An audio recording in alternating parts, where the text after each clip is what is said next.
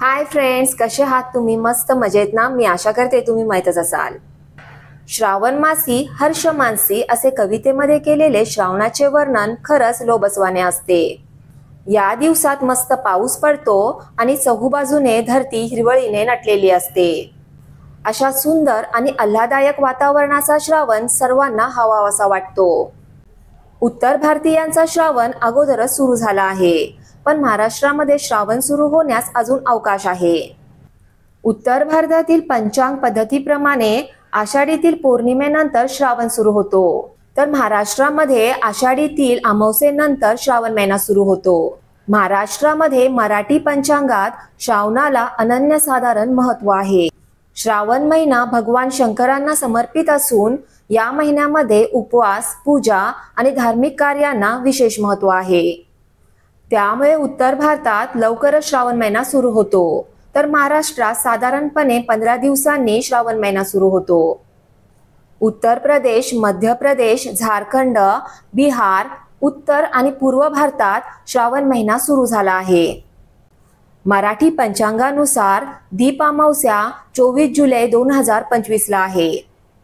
त्यानंतर 25 जुलै 2025 शुक्रवारपासून श्रावण मास सुरू होणार आहे, तर 23 ऑगस्ट पर्यंत श्रावण महिना सुरू राहणार आहे.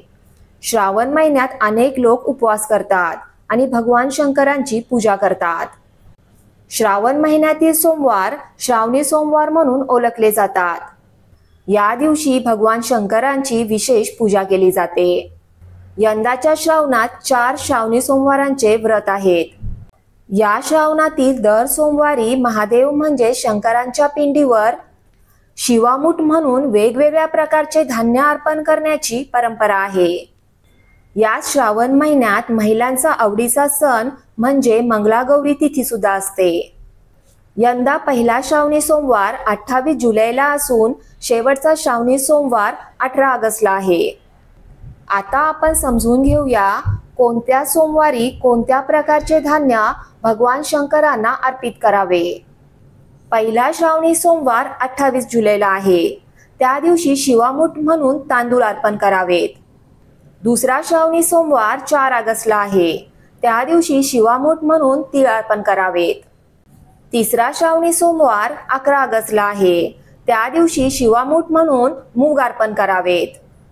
चौथा सोमवार 18 ऑगस्टला आहे. त्या दिवशी शिवामूठ म्हणून जव अर्पण करावे.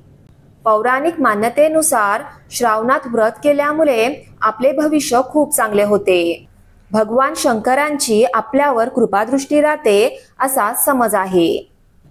या श्रावण महिन्यात केवळ सोमवारीच नाही तर काही जण श्रावणी शनिवारी सुद्धा व्रत करतात.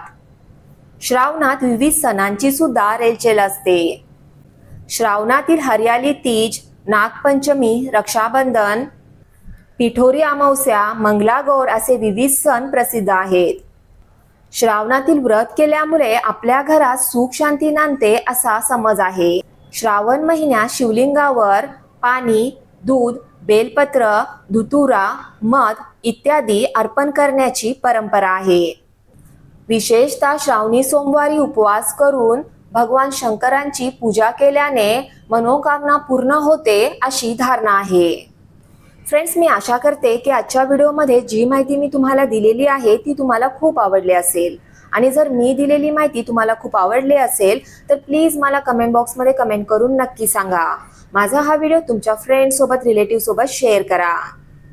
आणि जाता जाता माझ्या चॅनलला सबस्क्राईब करायला आणि माझ्या व्हिडिओला लाईक करायला विसरू नका. थँक्यू. बाय.